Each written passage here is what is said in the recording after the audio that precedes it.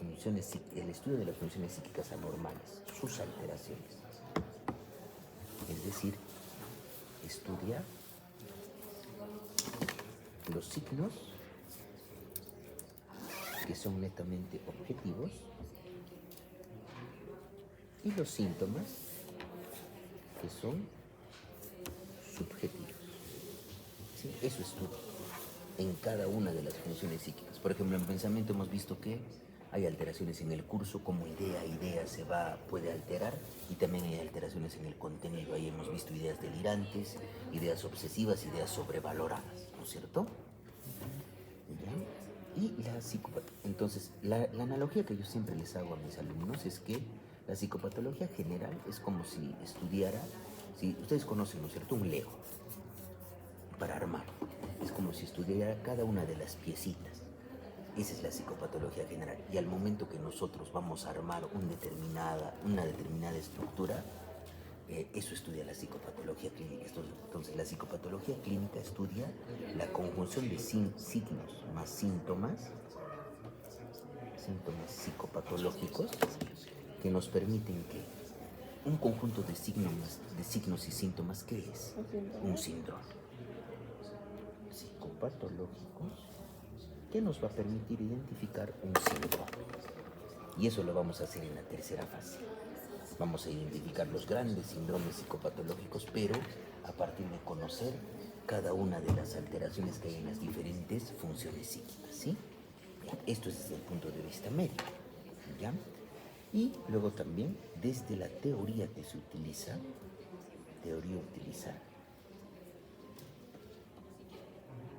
pues hay diferentes tipos de psicopatología.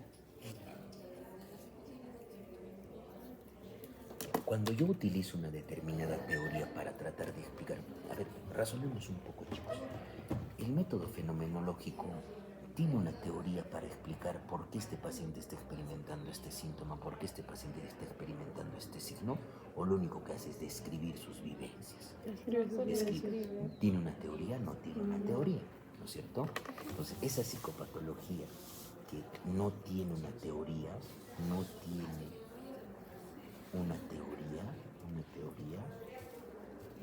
se denomina psicopatología descriptiva. Y aquel método, aquella psicopatología, chicos, que tiene una teoría que busca, digamos, explicar por qué este paciente está experimentando este síntoma, por qué este paciente está experimentando este signo, sería una psicopatología psicoanalítica. Ya, es psicoanalítica, pero explicativa. Muy bien, explicativa. Y a su vez, justamente como lo está indicando su compañero, Santiago, ¿no? Ya me acuerdo entonces de esa ya. La explicativa puede ser, como lo ha dicho, ¿no? Teniendo en cuenta la teoría, por ejemplo, psicoanalítica de Sigmund Freud. Psicoanalítica puede ser una psicopatología explicativa psicoanalítica, puede ser una psicopatología explicativa cognitiva, que solamente tiene, para poder explicar la sintomatología, pone digamos, la teoría cognitiva, es decir, que los pensamientos son lo que determinan las alteraciones psicopatológicas, o una psicopatología conductual, donde netamente le importa solamente la conducta del individuo. Pero, ¿cuál creen que nosotros utilizamos de estas psicopatologías? La conductual. No. ¿Cuál es la que más coincide con el método fenomenológico? Psicoanalítico. No. ¿Cuál es la que más coincide con el método fenomenológico? La que no teoriza, la descriptiva. ¿Ya? ¿Por qué utiliza justamente el método empático? Y la observación conductual.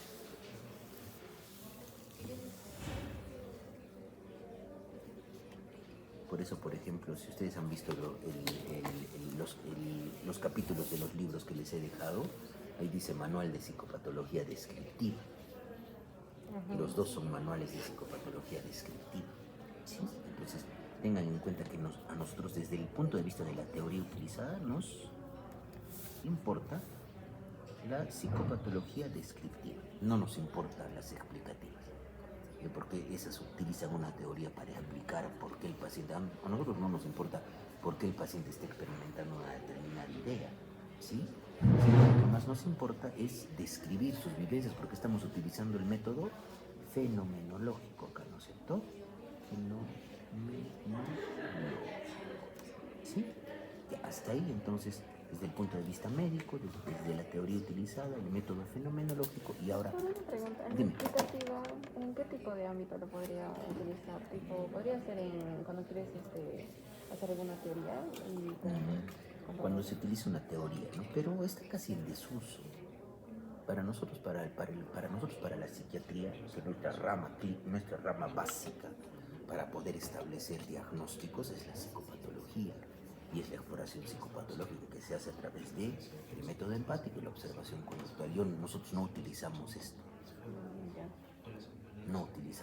pero es necesario que ustedes conozcan eso, ¿no? Doctor. Y luego, dentro de a Jaspers también, que le importaba utilizando el método fenomenológico, ¿no?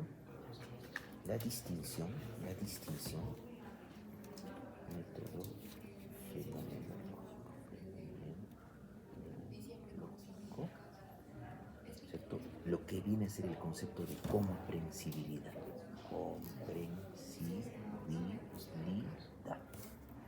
Entonces, hagamos un ejercicio. A través del método empático, yo puedo, por ejemplo, llegar a experimentar, digamos, la tristeza de Ariana, porque yo también me puedo sentir triste al igual que ella. Me veo triste. ¿No es cierto? No, estamos poniendo un ejemplo. ¿Ya?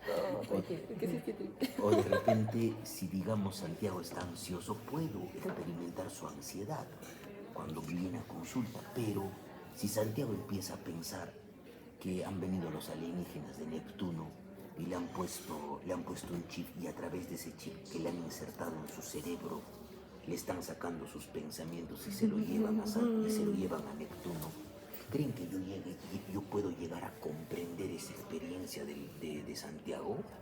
Eso es algo ya incomprensible, ¿ya?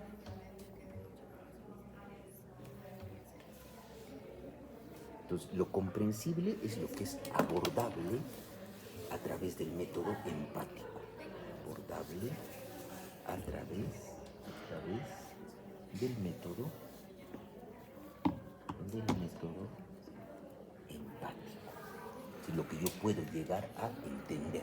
En cambio, lo incomprensible es algo que ya es irreductible. Por más que yo quiera acercarme, lo que quiera hacer, no voy a llegar a comprender por qué ese paciente está experimentando alucinaciones, porque yo nunca he experimentado una alucinación. ¿Por qué ese paciente, por ejemplo, cree que es Napoleón, o por qué ese paciente cree que alguien le está poniendo, por ejemplo, lo está envenenando? ¿No es cierto? ¿Sí? Entonces, eso es lo incomprensible, lo irreductible para el método empático. Lo comprensible siempre tiene que ser a lo que ya he vivido yo. O sea, es como si tú puedas identificarte y puedas compartir esa vivencia con el paciente. O sea, lo que ya hayas experimentado. Hayas experimentado, ¿no es cierto? Lo irreductible para el método empático. Para el método empático. Ya, entonces, de esto de la comprensibilidad y la incomprensibilidad viene la gran distinción entre lo que es primario y lo que es secundario. O sea, normalmente lo comprensible es lo secundario, ya lo secundario. Y lo incomprensible es lo primario. Por ejemplo, cuando hemos hecho la clase, yo he visto que ustedes han estado en la clase de pensamiento, yo no puedo llegar a entender, por ejemplo, por qué un paciente cree que Dios le está hablando y le está diciendo que es el nuevo Mesías. Podré llegar a comprender eso, y eso es primario. Pero si digamos un paciente, ¿no es cierto?, está deprimido, está con el ánimo deprimido, está muy triste, yo puedo llegar a comprender por qué ese paciente siente que no sirve para nada, o no, a ver, díganme, O un paciente, por ejemplo, que esté con el estado de ánimo eufórico, que esté con una manía, que esté con un episodio maníaco, duerme muy poco, tiene mucha energía, y como está muy contento, siente que es capaz de hacer muchas cosas. Entonces va a empezar a experimentar ideas delirantes, secundarias, de tipo grandeza. Sí lo entienden, ¿no es cierto? O sea, lo secundario es lo que se deriva de otra función psíquica alterada. Lo primario es lo irreductible. Y lo primario clásicamente es la idea delirante primaria o la alucinación. No sé, la visitadora médica que me está trayendo medicamentos. Aló. Aló. ¿Qué tal? ¿Cómo estás, Claudita? ¿Por dónde estás? ¿Estás ahí donde... ¿En la reja? En la... Ya. En 5 minutitos estoy ahí, Claudita, gracias. ¿Ya? ¿Te pasaste? Ya. Sí, no te preocupes. Sí, ya. Listo, Claudita, muchísimas gracias. Ya, gracias. Ya. ¿Están viniéndose de prácticas? Del hello. Antonio, ¿qué han hecho de clases, chicas? Semiología teórica. Ya he hablado con la doctora Oleta. Qué bueno. ¿Y quién le casos? Doctor Pinto, buenos días.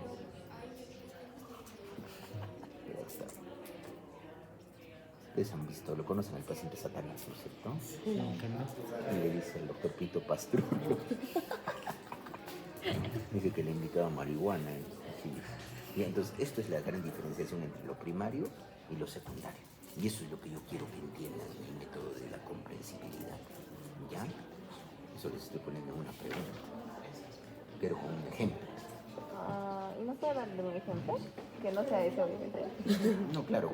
Lo que yo entiendo es que como que tipo el secundario es algo, por ejemplo, por ejemplo, algún tipo de depresión, de cosas así. O pero por lo ejemplo, que primario tengas es tu real. nivel, si tienes, digamos, si estás intoxicado, un ejemplo les pongo, me he intoxicado con cocaína, ya he usado cocaína y la cocaína es un estimulante, entonces me hace empezar a pensar rápido y puedo creer, por ejemplo, que soy el mejor conductor de autos y agarro mi auto y empiezo a acelerar como loco, pero eso por la cocaína. es por la cocaína, entonces es secundario. Es como Tiene una razón. derivado. Tiene una razón, tiene un porqué. O sea, hay algo atrás que te echa Que te está generando eso. En cambio, en lo primario, un paciente, tú no puedes llegar a identificar que exista otra alteración psíquica que te explique por qué ese paciente está experimentando eso.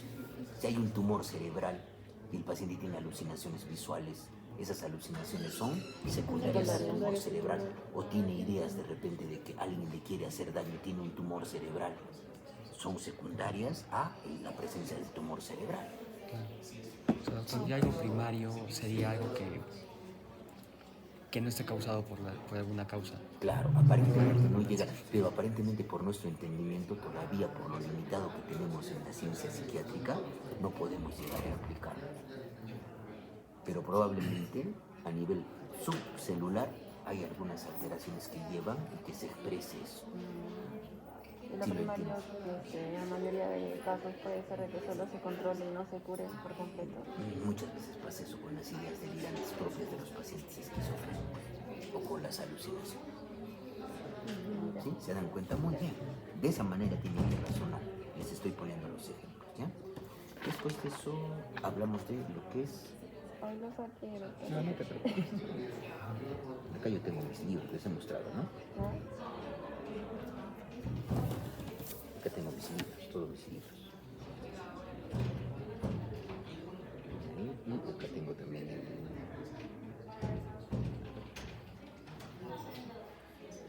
No, esto es...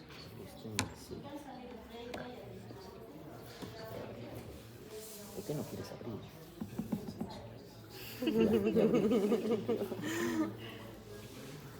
Parece que pasa mucho.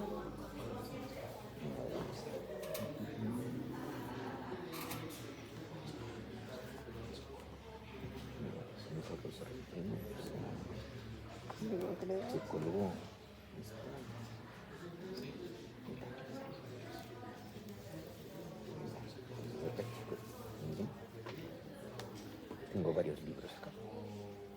tengo el que les dejé, pero en inglés. Tengo pérdida de memoria, medicina de la adicción, tengo el SIMS de, esta es la sexta edición, tengo esto, y tengo también el Kaplan. ¿Dónde está mi Kaplan? No, está perdido. No, ver todos los libros. ¿Dónde está mi Kaplan? ¿Por qué no está mi Kaplan? Aunque no es el otro lector es el Kaplan. Y miren, por ejemplo, ustedes pueden entrar acá. ¿No se paga para eso? No, es que uno tiene que comprar el libro original y tiene para rasgar. Y acá hay preguntas. Ah, Miren, incluso hasta tiene videos. Miren, les voy a hacer ver un video, ¿ya? ¿Dónde están los videos? Multimedia Resource. Videos. Miren. No necesitamos internet. No, miren, van a ver este video. ¿Dónde está? ¿Dónde estás? ¿Dónde estás? creo que está bien. Aquí está. Aunque necesita, creo que internet. Acá. Es un video donde se ven las alucinaciones auditivas de una paciente. Necesita internet, ¿no? Ahorita le vamos a dar internet y vamos a ver ya cuando veamos alucinaciones para que vean eso. ¿Ya? Entonces, ahí se tienen los libros. ¿Ya? Entonces, secundario, primario, ya. Y luego tenemos lo que es semiología psiquiátrica. Entonces, la semiología psiquiátrica, chicos, para la escuela europea, como les he explicado en la clase, la semiología psiquiátrica viene a ser el sinónimo de psicopatología descriptiva. Patología descriptiva. Ese es el sinónimo. ¿Ya? Descriptiva. Es lo mismo. Entonces, la semiología psiquiátrica se encarga del estudio de los síntomas y de los signos. Y recuerden, ¿no es cierto?, que los síntomas netamente son subjetivos, y mucho más en psicopatología, subjetivos, y los signos son objetivos. Eso recuerden, por favor, ¿ya? Y la exploración psicopatológica va a tener, digamos, como fin común esto que les voy a mostrar, ¿cierto? Nuestra guía.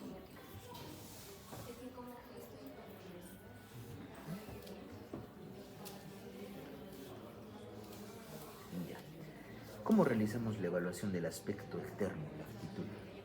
Primero tengo que valorar al paciente, ¿no es cierto? Paciente sentado, en decúbito dorsal en cama, lo que hacía en la visita, establece contacto visual, adecuado al línea imagen corporal, colabora con el examen de interrogatorio.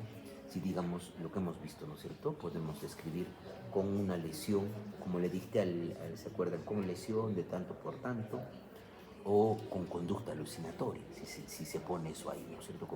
Ahora, otra de las cosas también que muchas veces pasa, chicos, es que yo estoy evaluando al paciente y el paciente está desconfiado conmigo, empieza a decir, ¿por qué me pregunta esto?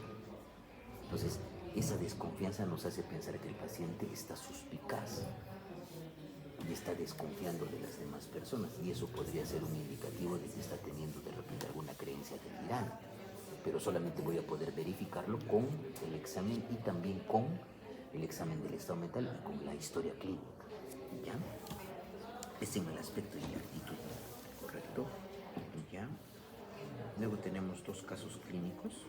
El primer caso, miren, les voy a leer, ¿ya? Raúl es un paciente de 42 años, casado, 4 hijos, refiere que desde hace un mes tiene la sensación de que su vida no tiene sentido. Nada le llama la atención y cualquier situación que le plantea mínimas exigencias lo angustia de sobremanera. Los últimos 15 días se despierta a las 5 de la mañana. No puede volver a conciliar el sueño y al aproximarse el día se siente abrumado por el peso de una jornada que antes afrontaba con soltura. Por su estado actual se siente muy culpable, llegando a pensar que es un estorbo para los demás y recordando persistentemente acciones pasadas de las cuales se siente arrepentido. Cree que no va a salir de este estado y en su desesperación ha pensado seriamente en quitarse la vida. ¿Qué les llama la atención de ese caso? No le encuentro sentido a esta sabiduría. tiene energía, tiene ganas de hacer cosas. ¿Dónde lo demostramos eso? En que anteriormente una jornada la afrontaba de manera normal y ahora ya siente que incluso se cansa más de lo normal. Y eso lo vamos a ver en afectividad. Esto se llama astenia o hipoergia o anergia, falta de energía, ¿correcto? Además, ¿qué tipo de ideas tiene? En el contenido, ideas de contenido suicida o ideas de contenido autolítico. En el sueño, ¿qué problema está teniendo? ¿Cómo se llama? No puede dormir. ¿Cuál es el término médico? Insomnio. Ahora, hay 3 tipos de insomnio para que recuerden, y eso lo vamos a ver cuando hablamos. Hay un insomnio de conciliación, es decir, no me puedo dormir. Hay un insomnio de mantenimiento, me duermo, pero no puedo mantener el sueño continuo, me estoy que despierto. Y el otro tipo de insomnio es un insomnio con despertar precoz. ¿Qué tipo de insomnio tiene? Despertar precoz.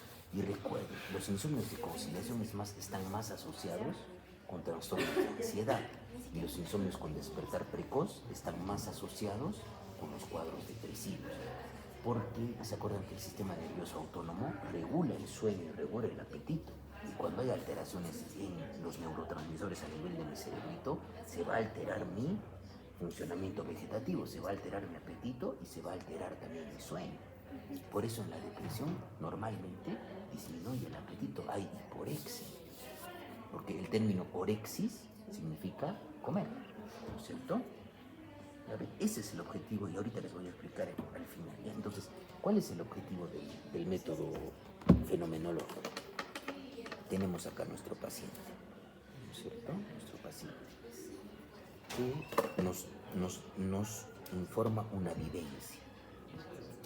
Nos informa una vivencia. Entonces, como clínicos, nosotros vamos a describir tal y como nos dice el paciente su vivencia. La describo eso en qué? En mi anamnesis, en mi historia, ¿no es cierto? Anamnesis. ¿Correcto? Entonces, después de que describa, utilizando la empatía, voy a categorizar esos síntomas, es decir, clasificarlos, categorizar síntomas, sistematizarlos, ponerlos, digamos, en un sistema, y finalmente, a través de una terminología precisa,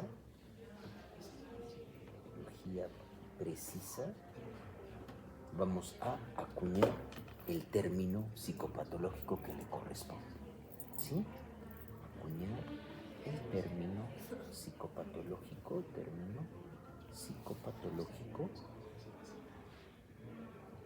que le corresponde.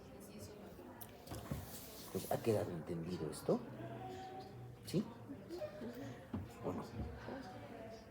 Bueno, a ver, veo sus caritas de duda. ¿Algo que no hayas entendido, Ariana? Sí, más o menos. A ver, ¿qué es lo que no entiendes? ¿Qué te falta sistematizar? ¿Qué es lo que no entiendes? Ahora otra vez. Ya, mira, esto es el método fenomenológico. Un paciente te describe que últimamente se siente triste, que ha pensado en morirse, que no vale como persona, ¿ya? Entonces tú vas a describir eso tal y como te lo dice en tu anamnesis, en tu historia. Entonces, y a través del método fenomenológico, acá entra el método fenomenológico, es decir, a través de la empatía y la observación conductual, fenomenológico, como tú tienes esa capacidad de poder describir eso, vas a categorizar esa sintomatología, vas a sistematizarla, vas a ver en qué área del funcionamiento psíquico está alterado eso y vas a utilizar una terminología precisa para describir eso. ¿Y eso dónde lo vas a traducir? En tu examen del estado mental. Esto al final va al examen del estado mental.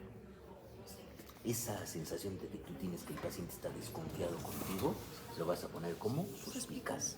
Eso que tú estás observando que se pone tapones o que está cogiendo cosas o que habla entre dientes, lo vas a poner como en la apariencia de tu conducta alucinatoria.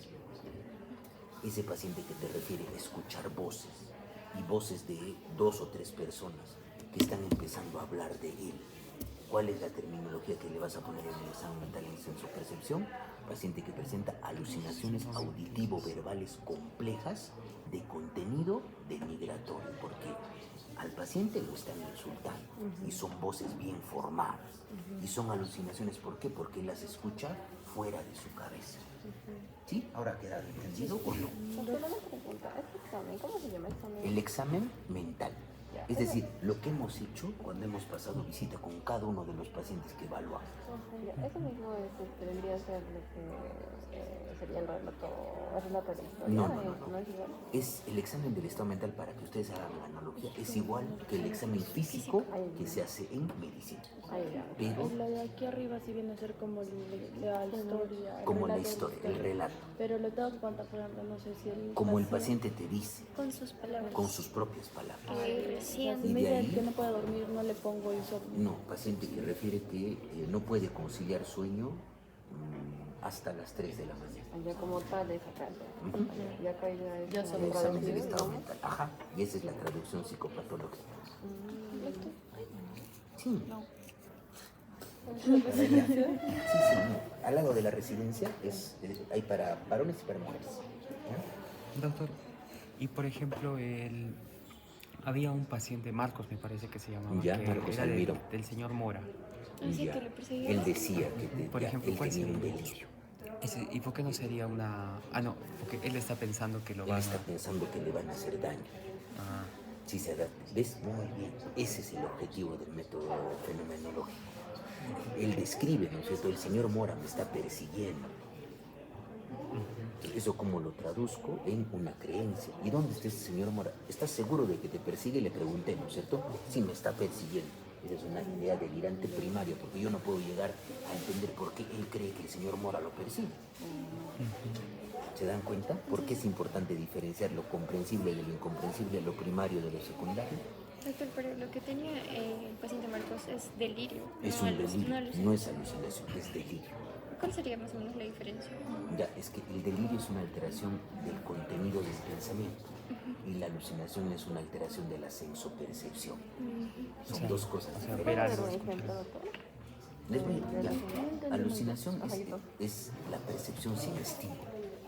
Sí, que yo ahorita les afirmé que acá hay un duende que me está mirando y que con un cuchillo me quiere atacar. ¿Ustedes ven eso? No, pero para mí es real. Es una percepción sin estímulo. Eso es una alucinación. Les voy a explicar eso, no se preocupen, en sensopercepción que nos falta. Ya, entonces, hasta ahí hemos avanzado la práctica 3. ¿Ya? Luego ahora vamos a hacer la práctica 4, que es el examen del estado mental. ¿Ya? Sí, vamos a avanzar lo bueno. Doctor, usted enseña muy bonito. No, se tiene que hacer así, tienen que entender, porque ese es el objetivo de la práctica. Lo bueno es que con ustedes hemos podido ver, y como lo está haciendo, por ejemplo, Santiago, recuerda la experiencia del paciente y le está acuñando lo que está aprendiendo ahorita. Y eso se queda más en el alumno. ¿Sí? Y entonces, que regrese Ariana, voy a ir a recoger unos medicamentos. ¿Ya? Esto se los dejo acá.